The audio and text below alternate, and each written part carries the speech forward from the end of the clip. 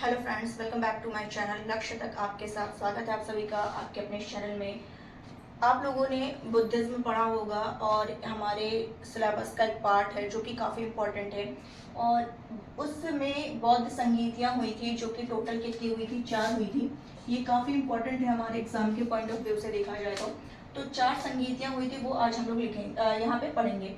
और आप लोग पढ़े भी होंगे, ऐसा नहीं है कि आप लोग पहली बार पढ़ रहे हो, ठीक है। लेकिन क्या होता है ना, कुछ चीज़ें माइंड से स्किप कर दी जाती हैं, तो जो छोटे छोटे जो रटने वाली चीज़ें हैं उसको बार बार हमको अभ्यास करते रहना चाहिए ताकि एक भी जो पॉइंट है वो स्किप ना होने पाए।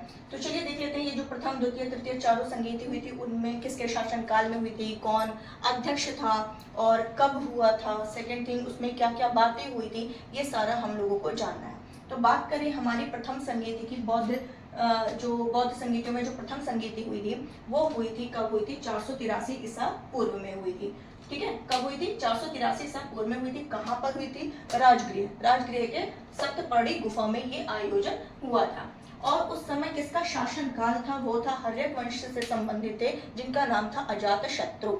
अजातशत्रु की के शासन काल में इस जो प्रथम संगीति हुई थी, बौद्ध संगीति हुई थी, उसकी जो अध्यक्षता किया था, जो उस समय अध्यक्ष थे वो थे महाकश्यप। काफी इंपॉर्टेंट है, ध्यान रखिएगा कि शासन काल था हर्यक वंश के अजातशत्रु का और अध्यक्षता किसने की थी, महाकश्यप ने की थी। और इस समय क्या उद्देश्य क्या था, ये जो प्रथम संगीति हुई उसमें हुआ क्या था, तो बुद्ध के जो उपदेश थे, ने जो उपदेश दिया था उसके संकलन को दो भागों, मतलब दो पुस्तकों में दो रचना कर दी गई थी। जैसे एक सुत्त पिटक और विनय पिटक। इस पिटक में उनके उपदेशों को संकलित कर दिया गया था। बुद्ध के जो उपदेश थे उनको सुत्त पिटक और विनय पिटक में क्या कर दिया गया था, उसको संकलित कर दिया गया था। वहीं बात करें द्वितीय संगीति की, ये कब हुई थी, ये हुई थी 383 ईसा पूर्व में, वो हुई थी वैशाली में। 383 ईसा पूर्व वैशाली में हुई थी। और उस समय जो किसका शासन था, किसके शासनकाल में हुई थी, कालाशोक। और कालाशोक किस वंश के हैं, शिशुनाग वंश के। कहाँ के हैं, शिशुनाग वंश के, शिशुनाग वंश के।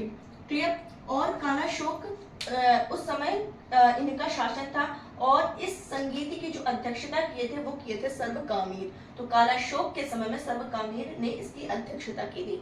अब बात ये उठती है कि इस संगीति में हुआ क्या था। तो उस समय जो अनुशासन था, बौद्ध मठ में प्रवेश करने से संबंधित या जो भी अनुशासन था उसको लेकर के मतभेद हुआ था। तो उस मतभेद को दूर करने के लिए क्या किया गया था, बौद्ध धर्म दो भागों में बट गया था। एक था स्थाविर और दूसरा था महासंघिक। स्थाविर और महासंघिक, स्थाविर को थेरवाद भी कह सकते हैं।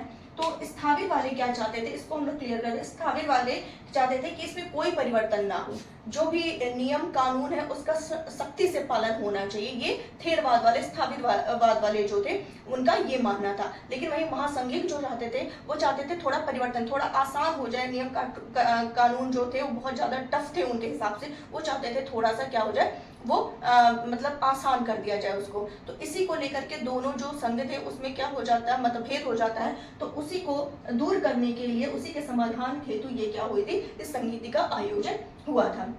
और ये जो आप महासंघिक है, इसको आप जब चतुर्थ संगीति पढ़ेंगे तो चतुर्थ संगीति में एक महायान, जब वो दो भागों में डिवाइड हो जाता है तो ये महासंघिक जो है वो महायान से संबंधित है, ठीक है, वहां से मिलता जुलता है। अब आ जाते हैं तृतीय संगीति। तृतीय संगीति की बात करें तो ये 251 कहीं कहीं 250, तो ये आप ध्यान दीजिए, कोई एग्जैक्ट ये नहीं पूछेगा कि किसमें हुई थी, बस ये ध्यान रखिए कि तृतीय संगीति जो लमसम है, जो लगभग टाइम है वो 251 क्या है, ईसा पूर्व में हुई थी। और कहाँ हुई थी, स्थान क्या था, पाटलिपुत्र में। और उस समय किसका शासनकाल था, मौर्य वंश के अशोक के समय ये संगीति का आयोजन हुआ था। और किसने किया था, उस समय की जो अध्यक्षता थी, कौन अध्यक्ष थे उस समय, मोगली पुत्र तिस, इनकी अध्यक्षता में अशोक के समय में ये तीसरी संगीति का आयोजन हुआ था।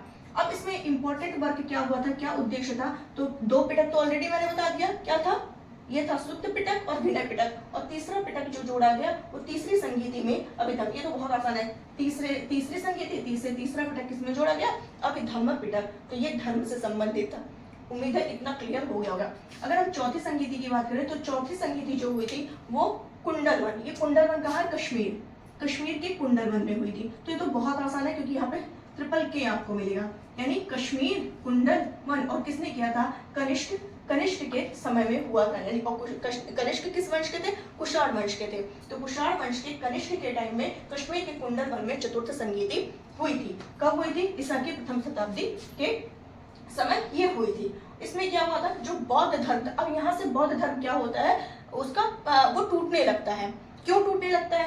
क्योंकि अब यहाँ पे क्या होता है? परिवर्तन होने लगता है, यानी बौद्ध धर्म का विभाजन होने लगता है, हीन यान और महायान। जैसा कि मैंने द्वितीय संगीति से मैच करते हुए मैंने बताया था कि यहाँ पे क्या होता है कि हीन यान वाले जो थे वो इससे संबंधित थे, स्थाविरवासी, मतलब वो परिवर्तन नहीं चाहते थे, वो था जैसे कि जैसा है वैसा ही रहे। लेकिन ये महायान वाले क्या चाहते थे कि नहीं, अब कुछ परिवर्तन होना चाहिए। यानी ये जो हीन यान वाले क्या करते थे? बुद्ध की जो प्रतिमा थी, बुद्ध के जो बुद्ध के जो सामान होते थे, प्रतीक होते थे, उनकी पूजा करते थे। लेकिन वही महायान की बात करें तो ये लोग क्या करने लगे? महात्मा बुद्ध की मूर्ति बनाने लगे, उनकी पूजा करने लगे, ठीक है, उनको देवता मानने लगे। और इस तरीके से यहाँ पर क्या हो जाता है? बौद्ध धर्म का विभाजन हो जाता है। और फिर क्या होता है कि ये जो बौद्ध के टाइम में पाली होती थी उसको मतलब ये नहीं था कि एकदम पूरी तरीके से खत्म हो गई थी, लेकिन अब यहाँ पे जोर शोर से क्या होने लगा था? संस्कृत का प्रयोग फिर से होने लगा था। तो उम्मीद है ये चारों संगीति आपको अच्छे से समझ में आई होगी, और इससे ज्यादा तो आपसे इस संगीति के में पूछेगा ही नहीं, यही जो है यहीं से आपका क्वेश्चन बन जाएगा। अगर बनना होगा तो चाहे कोई भी एग्जाम हो, यहीं से आपका आ जाएगा। तो अगर आपको अच्छा लगा हो तो प्लीज इसको लाइक शेयर एंड सब्सक्राइब जरूर करिएगा, फीडबैक जरूर दीजिएगा, कमेंट जरूर करिएगा कि आपको अच्छा लगा या आपको क्या है, कुछ भी जो भी हो आपको मतलब जो भी आपका फीडबैक होगा वो जरूर दीजिएगा। तो आज के लिए बस इतना ही रखते हैं। उम्मीद है आपको अच्छा लगा होगा, तो लाइक एंड शेयर फॉलो जरूर करिए। Thank you so much.